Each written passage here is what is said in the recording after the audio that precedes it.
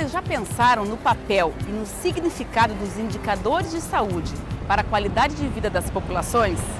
Todos os dias nós nos deparamos com informações nos jornais, nas televisões, com dados sobre emprego, economia, o preço de alimentos, preço de produtos. Da mesma forma, é importante para quem formula políticas de saúde, que avalia essas políticas, ter informações sobre como as pessoas vivem, do que as pessoas adoecem e por que razões as pessoas morrem. Para conformar um diagnóstico das condições de saúde, são necessários o que nós chamamos de indicadores de saúde. Os indicadores nos permitem, então, diagnosticar as condições de vida e de saúde de uma população, implementar políticas para o controle dessas doenças e avaliar a eficácia dessas ações que desenvolvemos. Indicadores de saúde são frequências relativas compostas por um numerador e um denominador que fornecem informações relevantes sobre atributos e dimensões relacionados às condições de vida da população e ao desempenho do sistema de saúde. Podem ser medidas do tipo razão, proporção ou taxa. Em outras palavras, para avaliar e descrever como vai o bem-estar da população, precisamos e muito dos indicadores de saúde. Vamos ver alguns dos principais indicadores que podem ser utilizados em nossa prática diária. Podemos ter, por exemplo, indicadores de morbidade, mortalidade, demográficos, relacionados à nutrição, socioeconômicos, relacionados à saúde ambiental e relacionados aos serviços de saúde. E por que é tão importante para enfermeiros, médicos e dentistas que trabalham com a saúde da família conhecer os indicadores e saber utilizá-los no dia a dia? Porque já não se espera do profissional apenas o atendimento na unidade de saúde. É preciso mais. Por isso, com o auxílio dos indicadores de saúde, o conhecimento do perfil epidemiológico da comunidade onde trabalhamos é muito importante. Ele nos aproxima da realidade mais ampla, facilitando o planejamento e avaliação das ações. É instrumento para avançar no que mais se espera, a melhoria na qualidade de vida da população.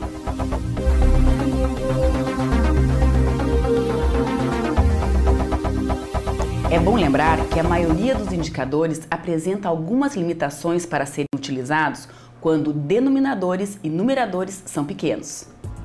Isso pode acontecer em municípios de menor porte e áreas de unidade de saúde.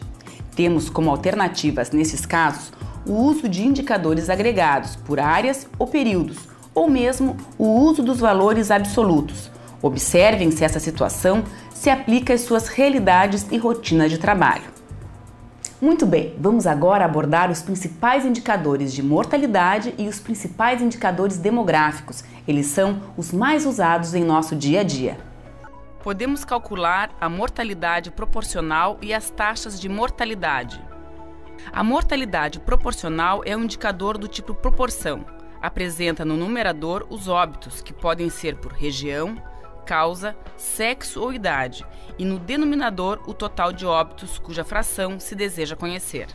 Vejamos um caso. Em 2007, ocorreram 32.102 mortes de pessoas residentes em Santa Catarina. Destas, 9.126 foram por doenças do aparelho circulatório. Calculamos a mortalidade proporcional do período dividindo 9.126 por 32.102 e multiplicando pela constante 100. O resultado será 28,4% de óbitos por doenças do aparelho circulatório. Vamos ver um exemplo. O gráfico que temos aqui representa a evolução da mortalidade proporcional por causas no Brasil de 1930 a 2002. Vamos analisar. Observem que houve uma redução na proporção de óbitos por doenças infecto-parasitárias e um aumento nas mortes por doenças circulatórias e neoplasias. É o que chamamos de transição epidemiológica. Ela ocorre em paralelo à transição demográfica, caracterizada pela queda da fecundidade e envelhecimento populacional. Vamos ver agora como calcular a taxa de mortalidade. Essa taxa se refere a toda uma população. Calcula-se dividindo o total de óbitos, e em determinado período, pela população calculada para metade do período. A taxa de mortalidade também pode ser específica por sexo, idade ou causa. Por exemplo, Já vimos que em 2007 ocorreram 9.126 óbitos por doenças do aparelho circulatório de pessoas residentes em Santa Catarina. No mesmo ano, a população do estado era de 6.049.251 habitantes. Assim, para calcular a taxa de mortalidade por doenças do aparelho circulatório em Santa Catarina em 2007, dividimos 9.126 por 6.049.251 e multiplicamos pela constante 100.000. O resultado será 150,9 óbitos por 100.000 habitantes. Agora vamos tratar de outra taxa, a de mortalidade infantil.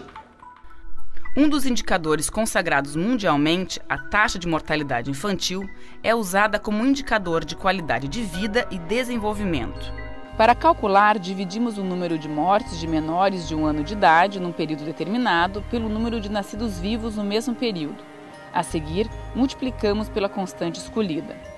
Por exemplo, em 2007, morreram 1.046 crianças menores de 1 ano de idade residentes em Santa Catarina.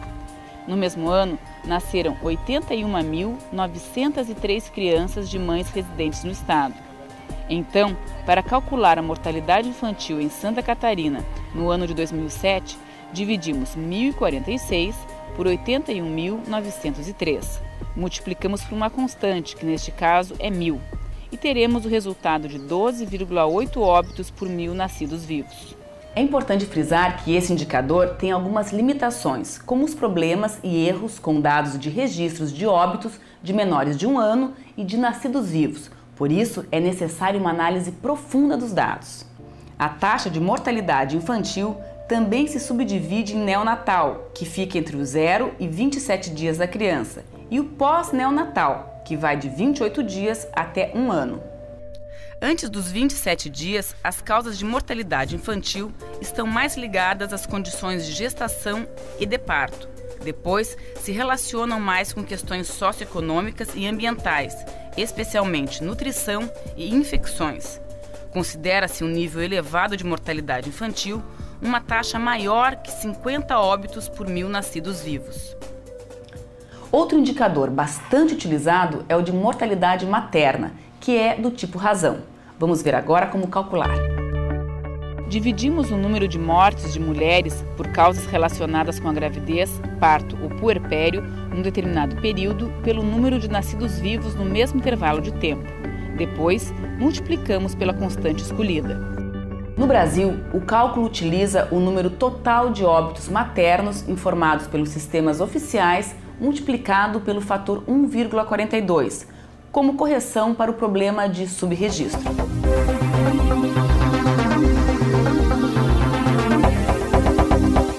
Muito bem, e nós vamos falar aqui de indicadores de fecundidade. A taxa de fecundidade total é estimada a partir da soma das taxas específicas por faixas etárias, multiplicado pelo tamanho do intervalo, em anos, de cada faixa etária. O indicador representa o número de filhos esperado por mulher ao final de sua vida reprodutiva.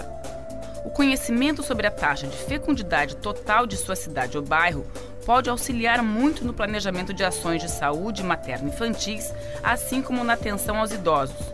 Observem que essa taxa incide diretamente sobre o que chamamos de transição demográfica, ou seja, nas mudanças de estrutura da população segundo sexo e idade. Mais informações sobre a taxa de fecundidade podem ser encontradas no ambiente virtual de nossa especialização. Reflita e aprofunde seus estudos sobre os indicadores. Na próxima unidade, vamos falar sobre sistemas de informações em saúde. Até lá!